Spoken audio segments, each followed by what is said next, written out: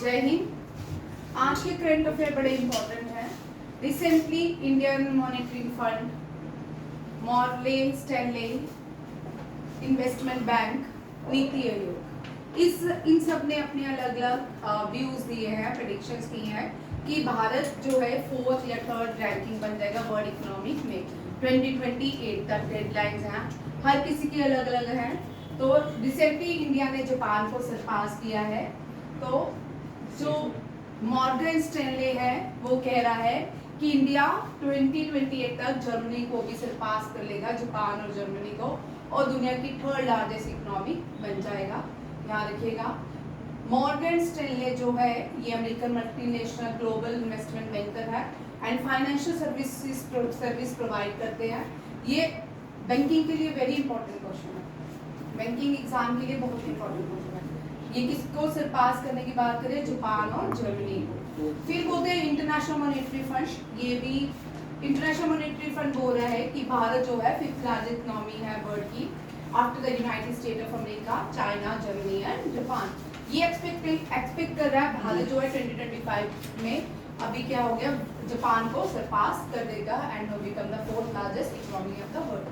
नीति आयोग, ये भारत की planning commission की सब्स्टिट्यूट है नीति आयोग। नेशनल, आगे बोलिए विक्रांत, नीति stand for national institution technology. हाँ और इंडिया, ठीक है। और कोई देखिए, national institution for transforming India, national institution for transforming India. Niti Aayog was formed in 1st of January 2015. It replaced Planning Commission, 5-year plans. Chairman of Niti Aayog was Prime Minister. कोई भी planning commission हो, नीति आयोग हो, हमेशा याद रखिएगा chairman हमेशा जो current prime minister होगा वही रहेगी, ठीक है। नीति आयोग, नीति आयोग में अभी अमिताभ कांत ने बहुत काम किया है। ये थिंक टैंकर बॉडी है। NITI Aayog bottom to top काम करती है। पहले प्लानिंग कमीशन था, टॉप टू बॉटम करता था। ये सारी स्टेट्स को पहले इक्वल फंडिंग हो जाती है कि अपने अपने स्टेट्स के काम करते हैं, और डेवलपमेंट जो भी 5-year प्लान्स लाया गया है उनके लिए अलग से एक थिंक टैंकर भी बनाए गए हैं, वो उस पर काम करते हैं। जितने भी भारत में काम होते हैं नीति आयोग के थिंक टैंकर्स के ऊपर डिपेंडेंट होते हैं। ये बॉडी है, ठीक है। हमेशा याद रखिएगा, प्लानिंग कमीशन हमने यूएसएसआर से लिया था।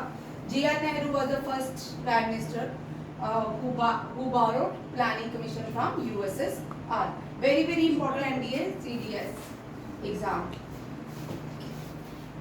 4th largest economy in the world. NITI Aayog ने पहले ही कह दिया है कि जापान जो है, India surpass Japan and become the 4th largest economy in the world. Narendra Modi ने, ये आज के करंट अफेयर है, ठीक है। नरेंद्र मोदी ने सरपास किया इंदिरा गांधी को and he became the second longest serving prime minister of India, followed by J.R.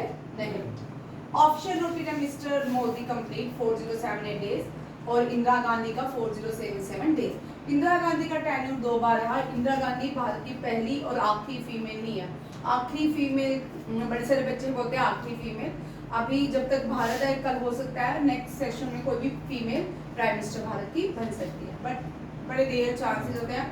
World की भी हिस्ट्री देखी जाए तो बड़ी रेयर फीमेल्स हैं जो प्रेसिडेंट बनी है या प्राइम मिनिस्टर बनी है, बड़ा रेयर ऐसा है, ठीक है। ये जो है इंदिरा गांधी 2 बार प्राइम मिनिस्टर रही है।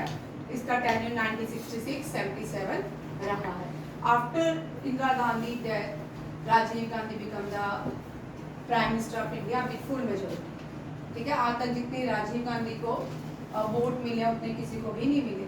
राजीव गांधी का असैसिनेशन हुआ था, एलटीटी ने राजीव गांधी को असैसिनेशन किया था, ये भी याद रखिएगा। एलटीटी ही भारत की ही प्रमोट करती थी, बाद में एलटीटी ही कारण बन गई किसका? राजीव गांधी का, ध्यान रखिएगा।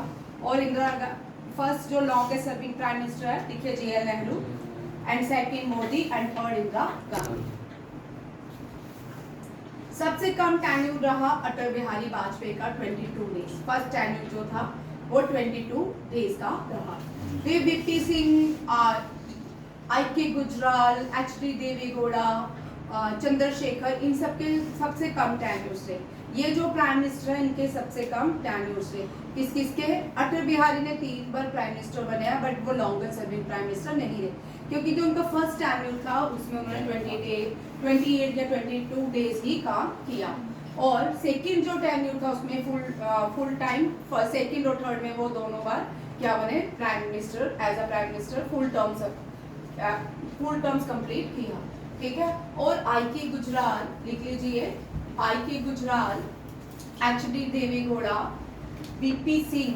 कल आप मुझे बताओगे कि इनका कोई कितने दिन प्राइम मिनिस्टर रहा, कोई कितने साल रहा। ठीक है। IK. Gujral, HD. Deve Gowda, Chandra Shekhar and VP Singh. Gulzarila Nanda is not a prime minister, he was an acting prime minister of India. ठीक है। After the death of Indira Gandhi, ठीक है, एच.डी. देवेगौड़ा, ठीक है, इंदिरा गांधी और जवाहरलाल नेहरू के बाद जो एक्टिंग प्राइम मिनिस्टर है वो गुलजारीलाल नंदा रहे। शास्त्री से पहले था गुलजारीलाल। ठीक है। VP Singh, HD. देवेगौड़ा, ये बड़े इंपॉर्टेंट क्वेश्चन है। ठीक है। फर्स्ट लॉन्गेस्ट लिखिए थोड़ी सारी प्राइम मिनिस्टर से question. Longest serving prime minister J.R. Nehru, slogan given by him, complete independence।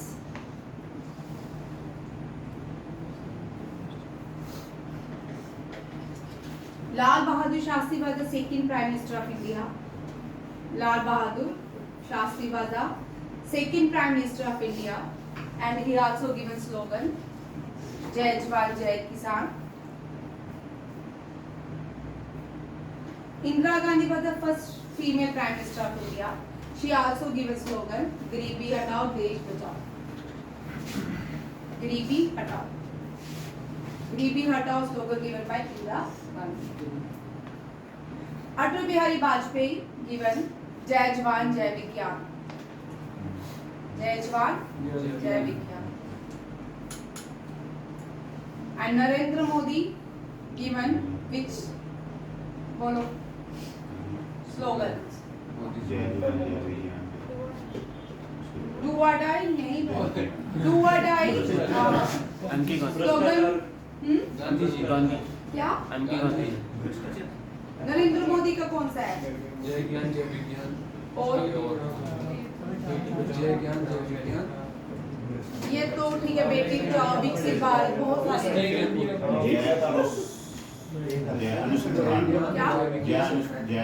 चलो भाई आप लोगों के लिए slogans given by Narendra Modi, क्योंकि नरेंद्र मोदी ने जो स्लोगन्स दिए हैं वो सारे आपको आ सकते हैं। ठीक है। नरेंद्र मोदी इंडिया का ऐसे प्राइम मिनिस्टर है जिसको मैक्सिमम कंट्रीज के उनके हाईएस्ट सिविलियन अवार्ड दिए गए हैं। आप देखते हैं कि नरेंद्र मोदी का ये टर्म है कंप्लीट होता है कि नहीं। ठीक है। आने वाला टाइम ही बताएगा, क्योंकि ये मेजोरिटी वाली सरकार है। देखिए next question. Morarji Desai was the first prime minister of India who received Pakistan highest civilian award।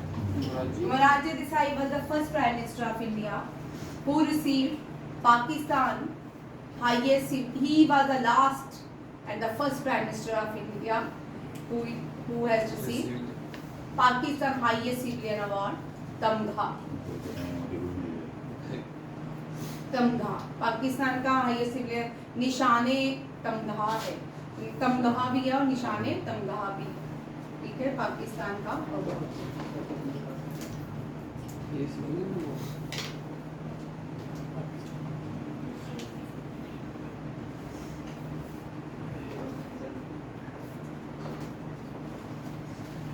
Next देखिए प्राइम मिनिस्टर से अभी और क्वेश्चंस नहीं करेंगे। प्राइम मिनिस्टर को 60th इंडिपेंडेंस डे है मालदीव्स का, उसमें as a chief guest of honour बुलाया गया है। ये इंडिया की आइलैंड नेबरिंग कंट्री है। ठीक है। इंडिया के साउथ वेस्ट में लाई करती है मालदीव्स। मालदीव की जो कैपिटल है मले है, और मालदीव्स का जो करेंसी है मालदीवियन रुपया। क्या है?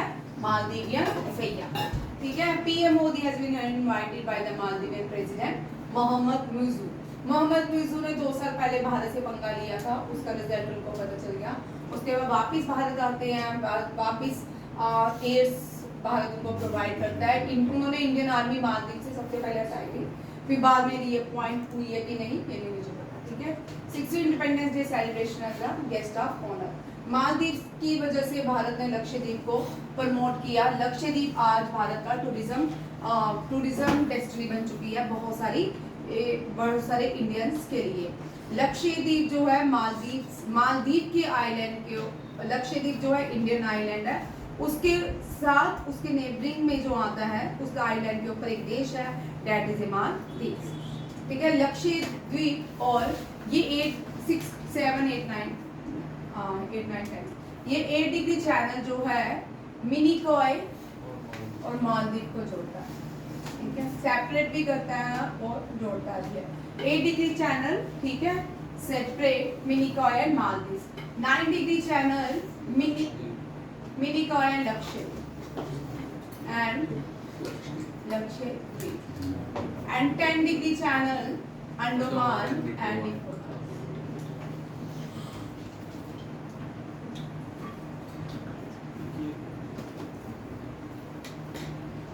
और इसके बाद पहला जो बैंक भारत का HDFC एस्टैब्लिश हुआ, very important question island Maldives के ऊपर। ये जो बैंक हुआ 2023 में एस्टैब्लिश हुआ। इससे पहले किसी भी बैंक की कोई ब्रांच यहाँ पे नहीं थी। HDFC बैंक जो है फर्स्ट एस्टैब्लिश इन मालदीव। क्या कौन सा बैंक था? तेरा हाउसिंग बैंक है? हाउसिंग यार बताओ। कौसी सेमी कौसी होगा, प्राइवेट है भाई सब। RBI HDFC हाँ प्राइवेट है भाई। RBI जो है वो गवर्नमेंट है, SBI भी गवर्नमेंट है, पंजाब भी, HDFC ICIC 9 degree Minicoy and Lakshadweep 10 degree channel, ठीक है। ICICI ये भी क्या है, प्राइवेट चैनल है और बैंक है। HDFC भी प्राइवेट है और बहुत सारे प्राइवेट बैंक हैं, ठीक है। जो ये है RBI, ये सबसे बड़ा बैंक है, इसी के अंदर आता है। RBI से पहले स्टेट बैंक ऑफ इंडिया जो था, इंपीरियल बैंक इसको कहलाते थे, बाद में इसको RBI में मर्ज किया गया। RBI का पहले जो हेडक्वार्टर था वो कोलकाता में था, स्टेट बैंक ऑफ इंडिया का हेडक्वार्टर कोलकाता में था और बाद में इसको मर्ज किया गया, जिसमें RBI के अंदर लाया गया। RBI का हेडक्वार्टर कहाँ पे है? बॉम्बे में है। नेशनल स्टॉक एक्सचेंज भी बॉम्बे में है, नेशनल फाइनेंस स्टेट भी बॉम्बे में है, ठीक है। और HDFC का बैंक का हेडक्वार्टर भी बॉम्बे में है। ये मैक्सिमम सब बैंक्स के हेडक्वार्टर बॉम्बे में है। और RBI के जो न्यू गवर्नर है कौन है? अरुण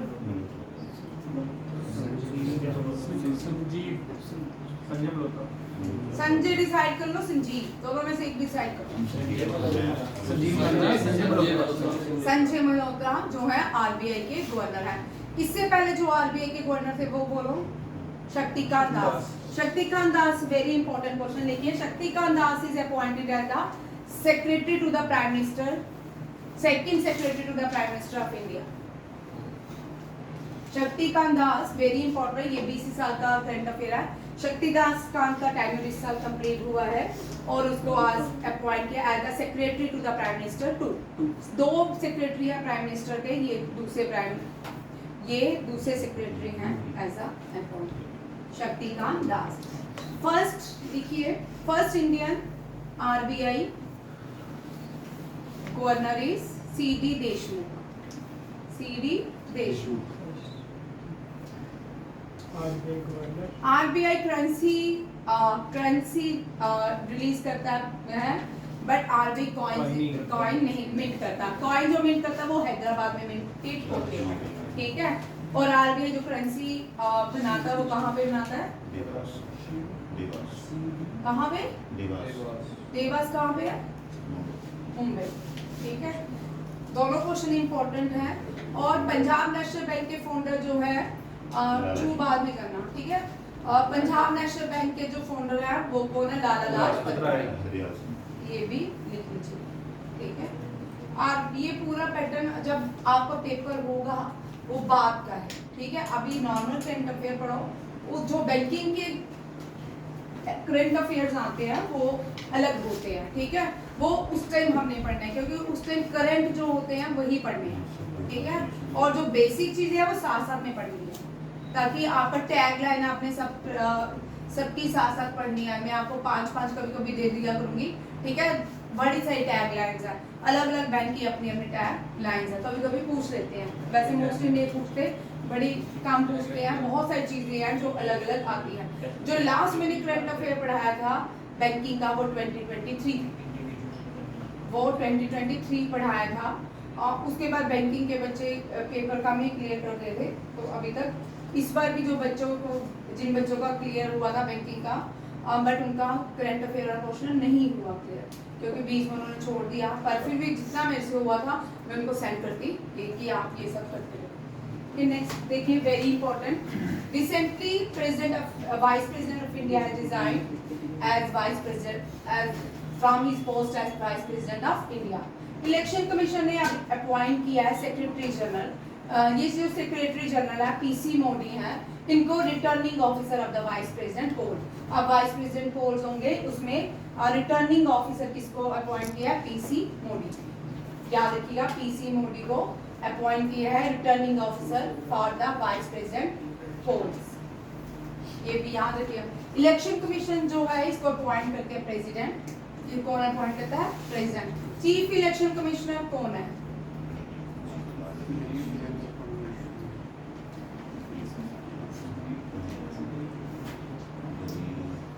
फर्स्ट इलेक्शन कमिश्नर कौन है?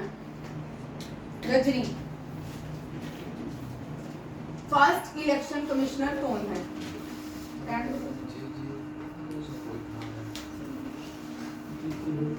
फर्स्ट फीमेल इलेक्शन कमिश्नर विनय कौन है?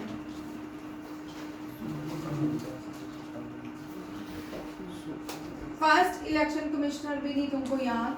तो बोल, तू बोल हरिंदर, मैंने अभी 10 दिन पहले ही क्वेश्चन करवाया।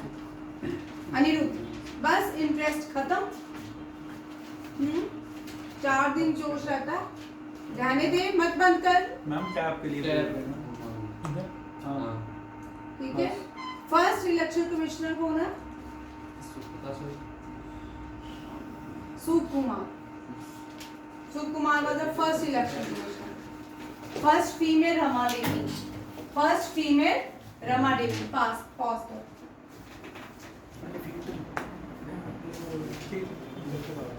गणेश कुमार जो है करंट इलेक्शन कमिश्नर है। फर्स्ट इलेक्शन कमिश्नर जो है सूप कुमार है। फर्स्ट फीमेल इलेक्शन कमिश्नर जो है रमा देवी है। और 17 लोकसभा के जो इलेक्शन कमिश्नर थे वो थे राजीव कुमार। ये भी याद रखें। Vice president, first vice president doctor S Radhakrishnan थे। और करंट जो वाइस प्रेसिडेंट जिन्होंने रेजिग्नेशन दिया है जगदीश धनखड़ है। जगदीश धनखड़ और वीवी गिरी और आर वेंकटा रमनी, आर वेंकटम, ये 3 जो हैं अभी तक वाइस प्रेसिडेंट की पोस्ट से स्टेप डाउन हुए। वीवी गिरी, आर वेंकटा रमन और जगदीश धनखड़। याद रखिएगा 3 है, ठीक है, और कोई भी नहीं है, ठीक है। भारत का जो प्राइम मिनिस्टर का इतिहास है ना 90 के बाद 92 पीवी नरसिम्हा राव ने भी कंप्लीट किया ऑलमोस्ट। पीवी नरसिम्हा जो 80 हो गया, 84, 85, 86 से लेके 90 के बीच, ठीक है। यहाँ 90 तक 99 तक बड़ी सारे चेंजिंग्स आते रहे। हर रोज स्टेबल गवर्नमेंट नहीं भारत की बनती थी, हर रोज सरकार गिरती रहती थी। 99, 94, 95, 96, ठीक है। फिर उसके बाद हमें 2004 के बाद स्टेबल एक सरकार मिली। 2000 अटल बिहारी वाजपेयी के बाद 8 साल का अटल बिहारी वाजपेयी का रहा, फिर मनमोहन सिंह का रहा, फिर उसके बाद नरेंद्र मोदी का रहा। अभी आगे देखते हैं क्या क्या होता है भारत के इतिहास में। World food India, world food India जो है ये कॉन्फ्रेंस है, ये सितंबर में ऑर्गेनाइज की जाएगी दिल्ली में। इससे पहले जो पहला इवेंट हुआ था 2017 में हुआ था। जो फूड प्रोसेसिंग मिनिस्टर हैं वो भारत के युवा मिनिस्टर हैं। कोई मुझे बताएगा कौन है? स्मार्ट है, बिहार से आते हैं, यंग हैं, चिराग पासवान हाँ चिराग पासवान कौन है? चिराग चिराग पासवान। पासवान में का अनुराग बासु बोलोगे, ठीक है, याद रखिए आप चिराग पासवान। इसके फादर भी बीजेपी में जितनी बार है फूड प्रोसेसिंग मिनिस्टर ही थे, ठीक है। और इसका थीम लिख लो, very important, processing for prosperity, processing for prosperity. Rajya Sabha में लॉ मिनिस्टर ने एक इशू उठाया है। ये इशू है कि हाई कोर्ट जजेस, भाई जितना भी भारत का ये जो सिस्टम है ना, कोर्ट्स का, हाई कोर्ट का, सुप्रीम कोर्ट का, ये सारा ही बाइस्ड है बहुत, ठीक है। एक ही पेड़ की सारी टहनियां हैं, वही बार बार सुप्रीम कोर्ट के जजेस बनते हैं, ठीक है। डी.वाई. चंद्रचूड़ के फादर भी,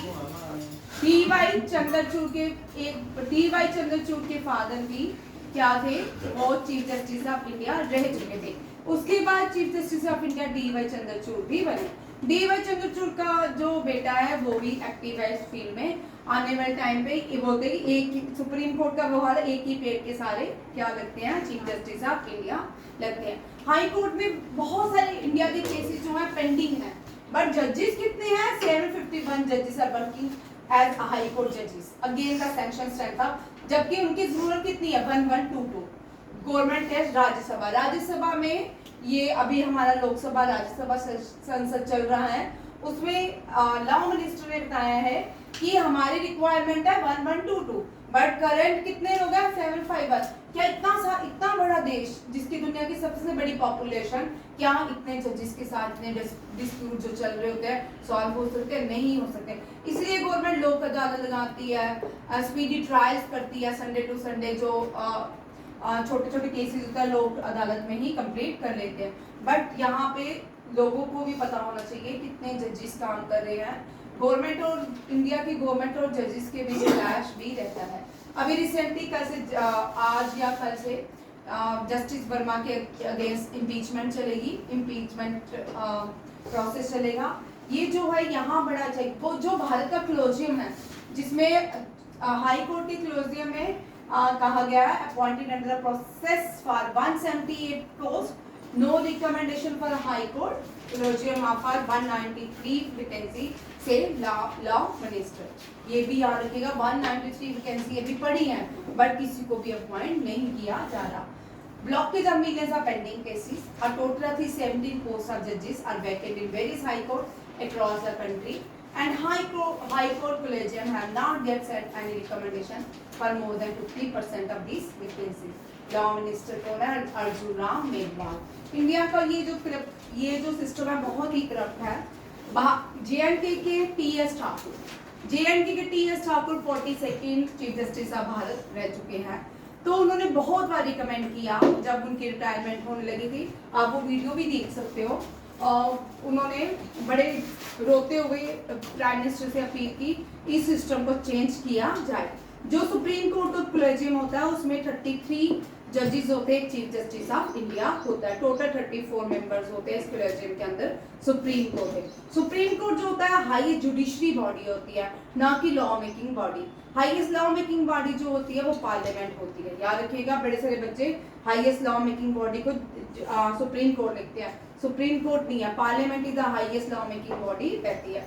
इसी के अंदर 3 पार्ट्स रहते हैं, लेजिस्लेचर, एग्जीक्यूटिव एंड जुडिशरी। ये अलग अलग काम करते हैं।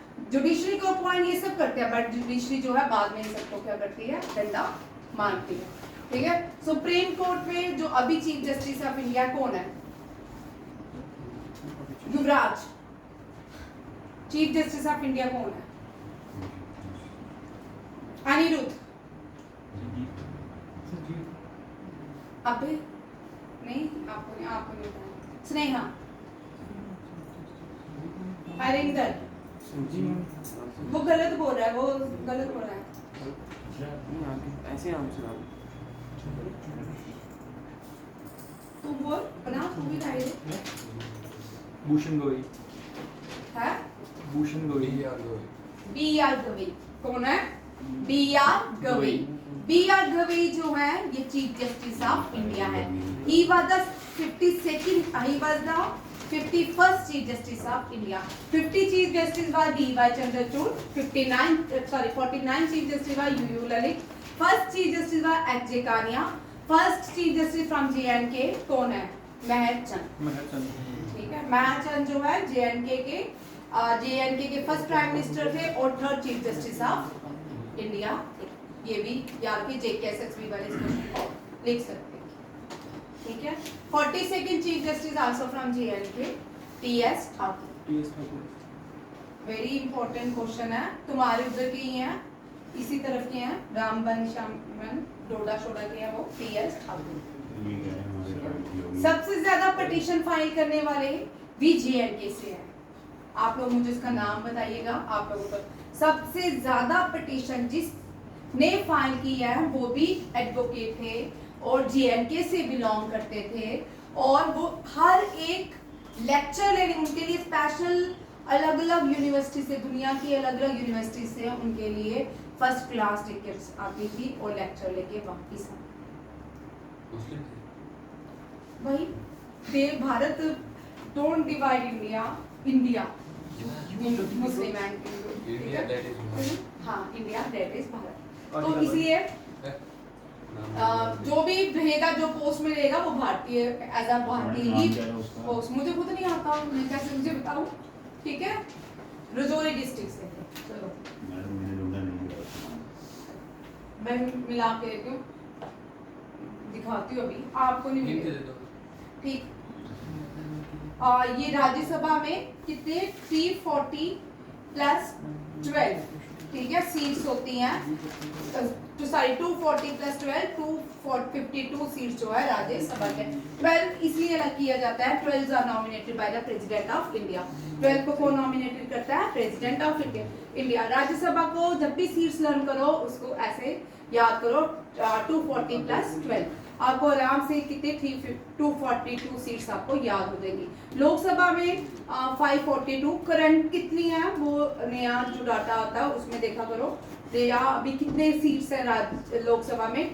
545 है कि 542. ये इतनी चलती रहती है, आगे पीछे होती रहती है. 2 एंग्लो इंडियंस थे जिनको अब उनको अब निकाल के जाओ जी अब आप अपने देश.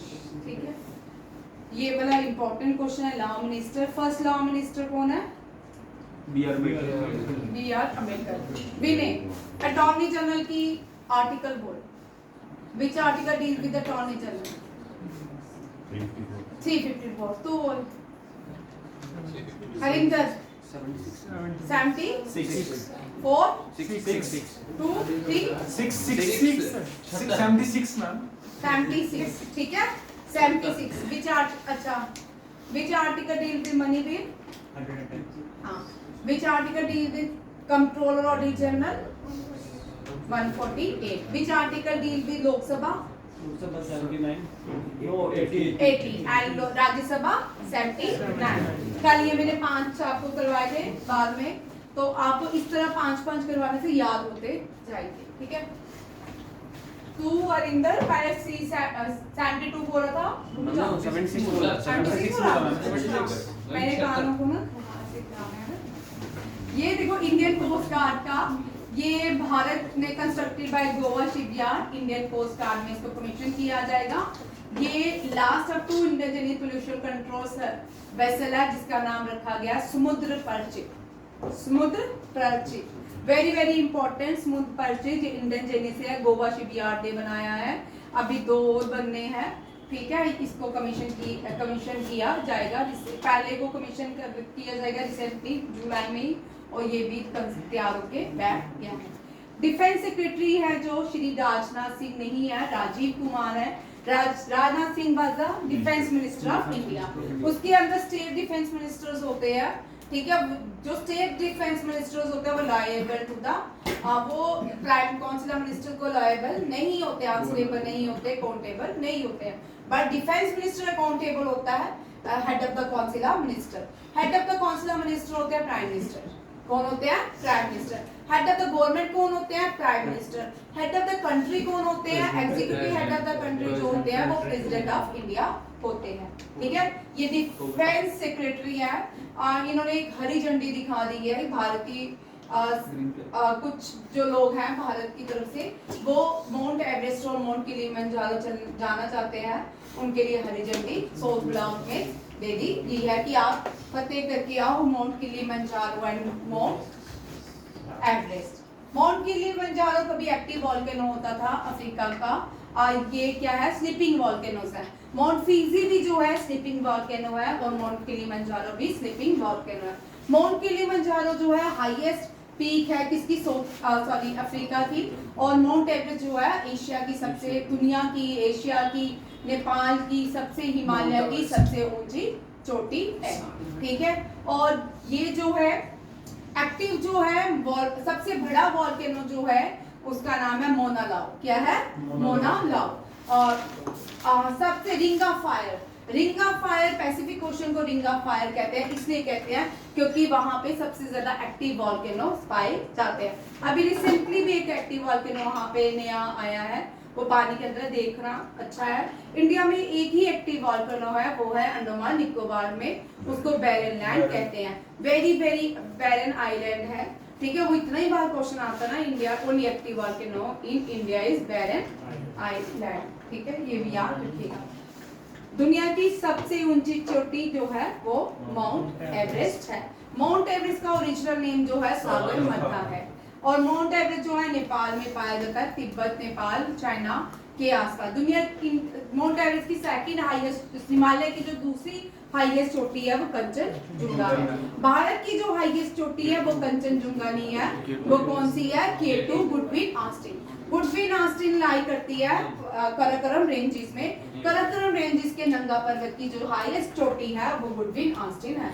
इसको पीओके में है। अब पाकिस्तान में अगर आप पाकिस्तान के जीके देखोगे वहां पे भी हाईएस्ट उनकी पीक गुडविन ऑस्टिन है, ठीक है। बट इंडिया में क्योंकि वो कागज जो है इंडिया के पास है, इसीलिए हम उसको क्या लिखते हैं? पीओ के। आज लिखेंगे, हो सकता है कभी भी हम क्या करेंगे, लेके स्यापा ही डालेंगे, ठीक है। बांग्लादेश बना के क्या किया? स्यापा ही डाला देश ने, ठीक है। नहीं ऐसे ही पीओके आधे लोगों को पाल कर छोड़ देना चाहिए।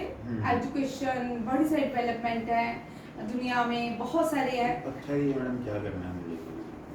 सही है।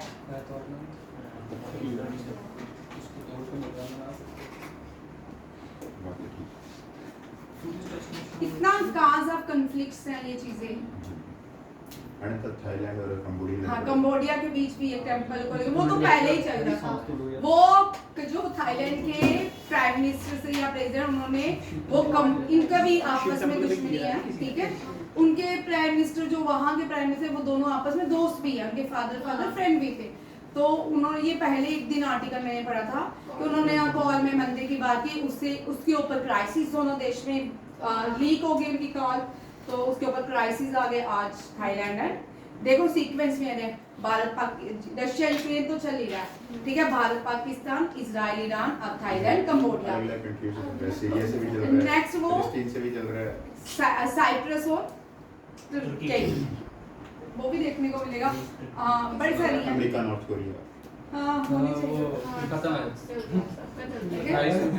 आपको पता है अमेरिका ने यहाँ तक कोई भी लड़ाई नहीं जीती। किसने? अमेरिका ने, हाँ, वो बात तो ठीक है। अमेरिका जो है हमारी सारी नेपाल की आर्मी और इंडियन आर्मी से लड़ाइयाँ जीता है। सीरिया में इंडियन आर्मी बैठी, यूएन पीस में नेपाल की आर्मी सबसे ज्यादा, ये दोनों कंट्रीज की आर्मी जो है यूएन पीस कीपिंग में बैठी है। हाँ, अपने ये मैंने बोला ना, एशिया जैसा मूरत कॉन्टिनेंट कहीं नहीं है, ठीक है। एशिया सबसे मूरत कॉन्टिनेंट में आता है, वो इसलिए एशिया में सब है। एशिया में खाना भी है, एशिया में एग्रीकल्चर भी है, एशिया में सीजन्स भी है, एशिया में ओशंस भी है, माउंटेन्स भी है, प्लेट्यूज भी है, means relief of the earth सारे हैं, ठीक है। एशिया को किसी से कुछ लेने की जरूरत ही नहीं है, बट वो बड़े इंटेलिजेंट है। Divide and rule. अगर एशिया को ना लड़ाए तो एशिया के लोग हथियार खरीदते रहते हैं बस, और क्या करते हैं, या मारते हैं एक दूसरे को या मरते रहते हैं, यही काम करता है एशिया, ठीक है। एशिया का इतिहास किसी और दिन डिस्कस करेंगे। नेक्स्ट देखिए, होम मिनिस्टर जो है पहले ल्यूटेन हाउस में रहता था, ल्यूटेन एडवर्ड ल्यूटेन ने बनाया था। अब इसको चेंज करके जो एक प्रोजेक्ट है, ये प्रोजेक्ट विस्टा प्रोजेक्ट है, सेंटर विस्टा प्रोजेक्ट के अंदर सारी बिल्डिंग्स जो है जो ल्यूटेंस की दिल्ली थी उससे हटा के कहाँ पे नॉर्थ ब्लॉक में चले गया। प्राइम मिनिस्टर का ऑफिस भी नॉर्थ ब्लॉक में है, डिफेंस मिनिस्टर का भी, फाइनेंस मिनिस्टर का भी, सबका नॉर्थ ब्लॉक में है। और अब ये जो है होम मिनिस्टर भी वहां से शिफ्ट करके है, ठीक है। Home minister moving out of British north block, south block, north south block में शिफ्ट कर। ये जो दिल्ली है 1911 में बनाई गई थी। कब बनाई गई थी? 1911 में एडवर्ड ल्यूटेन ने बनाई थी। ये एक हार्वर्ड भी थे और एडवर्ड ल्यूटेन दोनों ने बनाई थी। इसको ल्यूटेन की दिल्ली कहते हैं। 2014 में जब दूसरी सरकार बनी थी तो गवर्नमेंट ने क्या किया, कांग्रेस की, जो ल्यूटेन की दिल्ली है उसको वक्फ में कन्वर्ट कर, ल्यूटेन की दिल्ली को वक्फ में, आप पार्लियामेंट सेशन देख सकते हो, उसमें पूरा एक्सप्लेन किया हुआ है किस तरह ल्यूटेन की दिल्ली जो है वक्फ में कन्वर्ट की जा रही थी, ठीक है। वो बोलते रेड फोर्ट भी हमारा है, पार्लियामेंट भी उनके अंदर वक्फ के अंदर आता है, जितनी भी जमीनें हैं वो सारी क्या है वक्फ के अंदर आ रही हैं। तो अभी जो है वक्फ बोर्ड इसीलिए लाना पड़ा। इंडिया में सबसे ज्यादा जो लैंड है जब किसके पास है? वक्फ के पास है, ठीक है। जबकि इंडियन आर्मी के पास, इंडियन आर्मी भी मोनोपोली कई जगह करती है, उसके पास भी बड़ी लैंड है। फिर रेलवे है, रेलवे भी मोनोपोली करता है, रेलवे की भी लैंड है, ठीक है। ये तीन जो है सबसे ज्यादा लैंड एक्वायर करते हैं। वक्फ जो है इसको लैंड मिलने का कोई सेंस नहीं है, क्योंकि हमारे देश की पार्टीशन जो है वो धर्म के नाम पे हुई थी। तो सब देश जब पार्टीशन हुई धर्म के नाम पे, इतनी सारी चीजें देने की क्या जरूरत है? जबकि वहां पे तो सारी चीजें पाकिस्तान में तो देते नहीं है, ठीक है। पाकिस्तान में आपकी पॉपुलेशन 23 थी और जो माइनॉरिटी थी अब वो 0.1 रह गई, 0.1% रह गई, ठीक है। पाकिस्तान को अपना इतिहास बचाना नहीं आया, उसने अपने इतिहास, मंदिर और गुरुद्वारे नहीं बचाए, जिससे वो अरबों खरबों पैसे कमा सकता था। सारा नॉर्थ इंडिया का इतिहास तो पाकिस्तान चला गया और सारे का सारा उसने क्या किया? डिमोलिश कर दिया, ल्यून कर दिया। और पूरी दुनिया में जो तक्षशिला थी, तक्षशिला यूनिवर्सिटी जो थी पहली यूनिवर्सिटी थी, तब तो कोई ऑक्सफोर्ड नाम की यूनिवर्सिटी भी दुनिया में नहीं थी, ठीक। कोई भी दुनिया में यूनिवर्सिटीज नहीं थी। सबसे पहले महाविश्वविद्यालय जो था तक्षशिला था पेशावर के अंदर। उन्होंने उसको संजो के नहीं रखा, वहां पे तक्षशिला को संजो देते। पूरी दुनिया के 10 एशियन कंट्रीज, जितना भी साउथ एशियन देश है, सारे के सारे जो है बुद्धिज्म, सारे का सारा वहां पे चलता। कितना बड़ा उसके पास अपॉर्चुनिटी थी पैसा कमाने की। भाई कश्मीर जो है, कश्मीर को टूरिज्म के लिए प्रमोट किया गया है। अगर कश्मीर को टूरिज्म के लिए प्रमोट नहीं किया जाता तो कश्मीर कोई नहीं जाता। आपने देखा कि कश्मीर में कोई रिवॉल्ट हुआ ब्रिटिश इंडिया के टाइम, या ब्रिटिशर्स वहां पे गए हो, ऐसा कोई रिवॉल्ट वहां नहीं हुआ, क्योंकि वहां पे खाने कोई नहीं होता। वहां पे हर 6 मंथ के बाद स्नोफॉल होता था, उसको कौन एक्वायर करेगा? बट उसके ऊपर इतना टूरिज्म के ऊपर गेम खेलेगी, कश्मीर के टूरिज्म के ऊपर। सब लोग कश्मीर में टूरिज्म के लिए जाते हैं, अपने पैसे वहां पे सेव करते हैं। ये अगर इसी तरह पाकिस्तान अपने टूरिज्म को एनहांस करता, आज वो इंडिया से भी ज्यादा रिच होता, क्योंकि इंडिया का सारा इतिहास, नॉर्थ इंडिया का इतिहास सारा, अब जैनियों का सारा इतिहास तो सियालकोट में बैठा है, ठीक है ना, JNK का, ठीक है। उनको सराफ कहा जाता था। जो जैन बाजार में जितने भी ये गोल्डस्मिथ की शॉप है, ये सारे सियालकोट से ही आई है। पर आज भी उनकी हवेलियां सियालकोट में एज इट इज है। सियालकोट में JNK में जो पहली ट्रेन लॉन्च की गई थी वो सियालकोट से की गई थी, सियालकोट से चलती थी JNK में ट्रेन। आज भी जो RS पूरा है वहां पे रेलवे स्टेशन के चिन्ह देखने को मिलते हैं, ठीक है। ये होम मिनिस्टर ने वेरी इंपॉर्टेंट, ये स्टैट्यूटरी है, स्टैट्यूटरी मींस कंपलसरी है, ठीक है। ये गवर्नमेंट का है। होम मिनिस्टर ने आज जो है स्टैट्यूटरी रेजोल्यूशन लाना है पार्लियामेंट के, to extend president rule in Manipur. Manipur के हालात बड़े खराब है, यहाँ पे प्रेसिडेंट रूल ऑलरेडी है और इसको एक्सटेंशन की बात की है। वैसे तो अपोजिशन वाले संसद चलने नहीं दे रहे, वो जब से पिछले 2 साल से यही काम करते हैं अपोजिशन वाले। तो अपोजिशन वाले इसके लिए कोई आवाज नहीं उठाते, हर दूसरे दिन उठ के आ जाते हैं, संसद को चलने ही नहीं देते। ये हमारे भारत के हर एक नागरिक including me, you and you, सबका हमारा फर्ज है। सोशल मीडिया हमारे पास है, हम इस सोशल मीडिया का यूज कर सकते हैं, ठीक है। 1 मिनट में संसद में हमारे कितने पैसे वेस्ट होते हैं, संसद ही नहीं चलने देते अपोजिशन वाले, कभी एक मुसीबत लेके आते हैं, कभी दूसरी मुसीबत, वेल में ही आ जाते हैं, ठीक है। देश कोई किसी पार्टी से नहीं है, देश संसद जो है वो देश के लिए चलता है, ठीक है, किसी पार्टी के लिए नहीं चलता है। नेक्स्ट क्वेश्चन है, उत्पल कुमार का अपॉइंट किया संसद टीवी का सीईओ, ठीक है। संसद टीवी जो है जिसमें आप लोकसभा और राज्यसभा संसद देखते हो, वो संसद टीवी, उसके न्यू जो चेयरमैन सीईओ बने हैं उत्पल कुमार। गवर्नमेंट ने फाइनेंस एंड इकोनॉमी अफेयर रह चुके हैं फॉर्मर, इनको भी अपॉइंट किया है as a insurance regulatory and development authority of India. इनका नाम अजय सेठ है। Ajay Seth is appointed as the insurance regulatory and development authority of India, जिसका भी बैंकिंग का क्वेश्चन है ये वाला याद कर लो। अजय सेठ, insurance regulatory and development authority of India, ये आपको पूरा बनना है, कब एस्टैब्लिश हुआ, ठीक है, फर्स्ट कौन थे, ये सारी चीजें इसके रिलेटेड याद करो। को मैम आगे होंगी, ठीक है, मैं यहाँ पे छोड़ती हूँ को, ठीक है। ये जो है कोप 15 है, इसकी जो मीटिंग हुई है जिम्बाब्वे में हुई है, ठीक है। यहाँ पे इंडिया के एनवायरमेंट मिनिस्टर भूपेंद्र सिंह यादव ने डेलीगेशन को लेके गए हैं। ये कल करेंगे क्योंकि इसके साथ में कोप की सारी चीजें करवाऊंगी, ठीक है। कल एक टॉपिक नया करेंगे को, कल वैसे आपका सैटरडे है, कल सैटरडे में आपको रहेगा, हाँ, यूनेस्को का लास्ट पार्ट है, ठीक है, वो कल रहेगा। उसके साथ छोटे छोटे क्वेश्चंस भी रहेंगे, ठीक है। मैं आपको कल हिंदी के मंथ के कैलेंडर, ठीक है, और जितनी वर्ड की रिलीजियस बुक है वो, ठीक है, उनमें से एक क्वेश्चन देता है, और कौन कौन से धर्म के फाउंडर कौन है, ठीक। अभी ज्वाइन कर लेते ना, ठीक है। और इसी के साथ बड़ी जल्दी है, चलो भाई, जय हिंद, जय भारत।